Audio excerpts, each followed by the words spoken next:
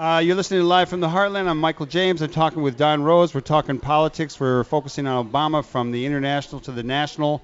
And we've got about 10 minutes left. I want to get to the state and the local. But first, I want to ask you one more question about national politics. You mentioned Evan Bayh, who's seemingly a kind of conservative force among the Democrats and leading a group.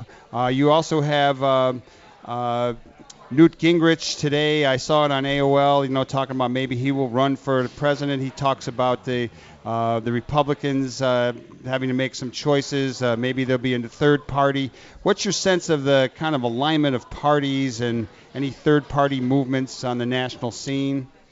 Well, I believe that the election that we saw here in 2008, preceded by the election of 2006, puts us on the road to what we call a realigning election.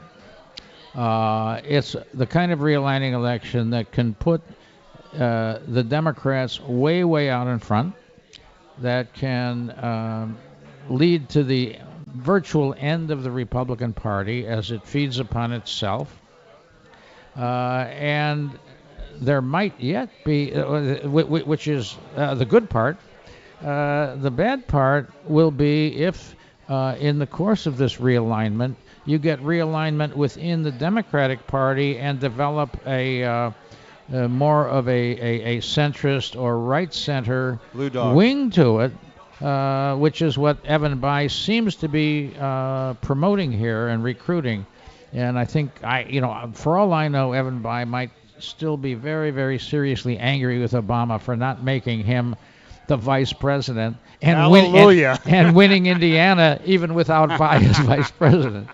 So I don't know what's in the man's mind. He's certainly not what his father was. His father, Birch Bayh, was one of the great liberals, and it's just a shame that the second generation is not living up to the first.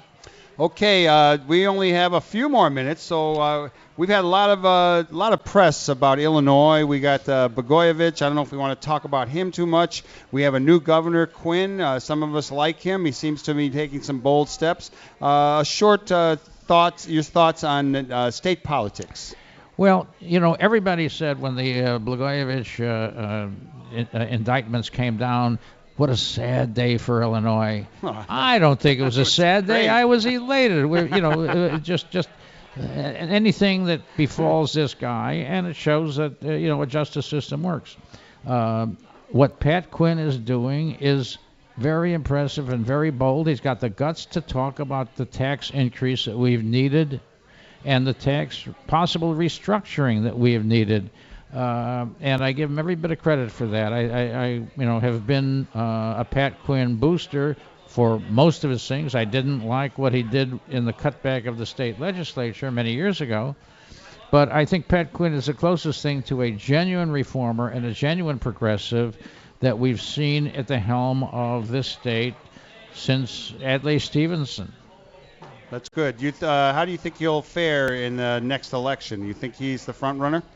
I don't think he was the front runner because I always felt that Lisa Madigan, with the help of her dad, and I think she would make a good governor. I think that she's ahead of him, and unfortunately she might run against him on the tax issue.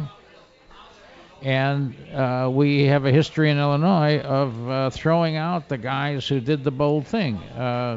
Richard Ogilvie took a great step by instituting the state income tax. A moderate to conservative Republican. These days he'd be a liberal Republican. Yeah. But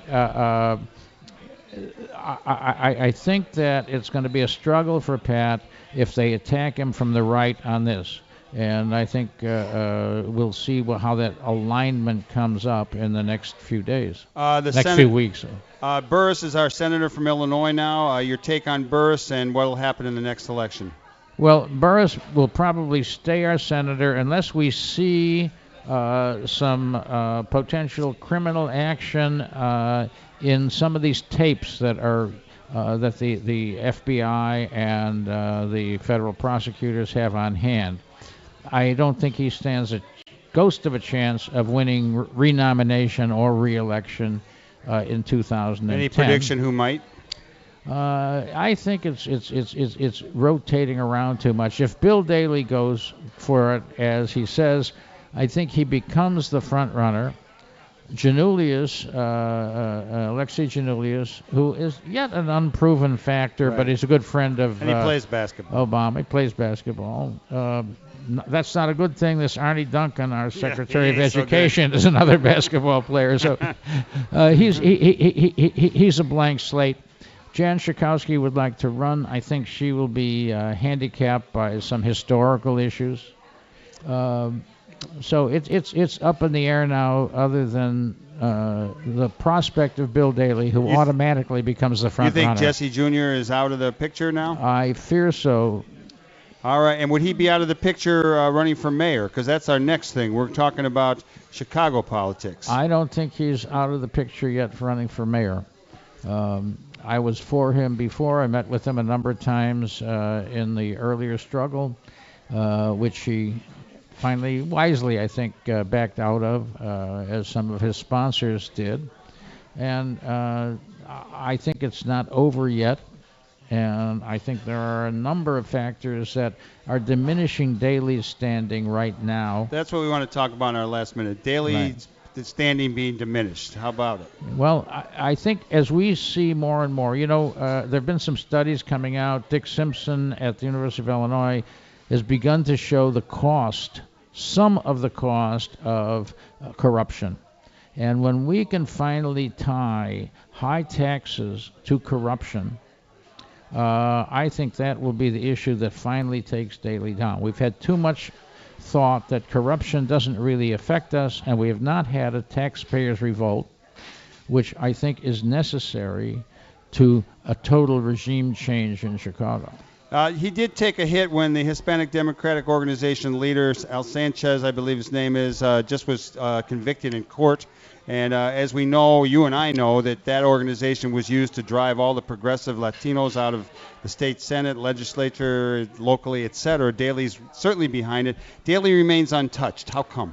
He's insulated because we have not yet, publicly anyway, drawn that line. You see, there is a total piece of logic here. Why would an Al Sanchez or a Bob Sorich or anybody at that level take it upon himself to violate these laws that he knows exist, laws that, or I should say, federal agreements that put the whole thing at risk, where Daley has 2 or 3 times found different ways of circumventing the law. Now, all he can say is, I didn't tell them to cheat. I didn't tell them to cheat on the test, to tear up papers, to lie, and so on and so forth. Somebody did. The old saying from Eric Ambler novels, it's not as important in a political assassination as who pulled the trigger as who paid for the bullet. Now, we know that Daley is paying for the bullets, and it's only the guys who pulled the trigger who are going to jail. Now, someday that line is going to be drawn. We're about out of time. I want to thank everybody for tuning in to Live from the Heartland. I want to thank my 2 guests today. I want to thank Dr. Marshall Eames, of the Director of Environmental Sustainability at Loyola, and I want to thank Don Rose for his insights to so many issues in the political realm, and someday we'll just talk jazz, Don. Hey. This is Michael James for everybody at Live from the Heartland. I want to thank everybody who makes this show possible, and I want to encourage all of you out there in WLUW listener land to do good in the world, because the world needs all the good that you do. Power to the people, over and out. Thank you.